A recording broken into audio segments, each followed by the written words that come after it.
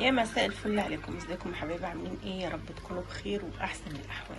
تعالوا كده نصلي على النبي ونعمل مع بعض حاجه حلوه كده وسريعه، حاجه كده مسكره، حاجه حلوه. كل سنه وانتم طيبين، ويعود عليكم الايام بالخير والفرح واليمنى والبركات يا رب.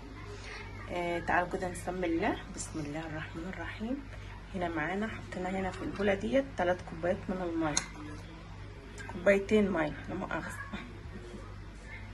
لا الحته دي مش حلوه. انت طيب. ايوه خدي مساحه كده. بعد ما عجننا الخميره هنسيبها بقى نخمر كده، ونروح نعمل ايه؟ كوبايتين سكر، ونحط عليهم كوبايتين ميه ونص ليمونه وورقه فانيليا، ونحطهم يستووا على البوتاجاز، ونرجع لكم واحنا بنحمر الزلابيه. زي ما انتم شايفين كده، ده اللي احنا عملناه اهو، ده نص تحمير اهو. هنسيبه بقى كمان شويه يعني نحمره اول باول كده، ونحطه في الشربات علشان ايه؟ يبقى حلو يعني طازه. ده كده الحبه اللي احنا حمرناهم اهو، هنحطهم في الشربات كده زي ما انتم شايفين، وهنقلبهم كويس.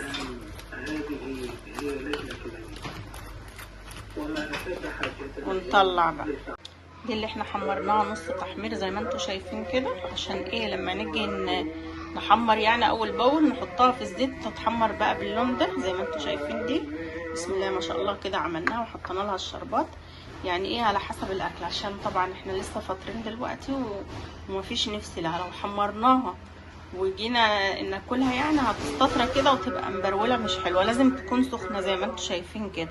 شايفين؟ والله العظيم حاجه تفتح النفس. يلا كده الشطري واعملي حاجه حلوه كده ان شاء الله هتعجبك، وهيعجبك طريقتنا قوي فيها. بصوا الحلاوه، بسم الله ما شاء الله. لو عجبك الفيديو بتاعنا ده ما تنسيش تحط لنا لايك حلوه كده، ما تنسيش تعملي لنا اشتراك حلو كده، وتكتب لنا كومنت حلو كده يفتح نفسنا. يلا اشوفكم في فيديو جديد، ومع الف سلامه.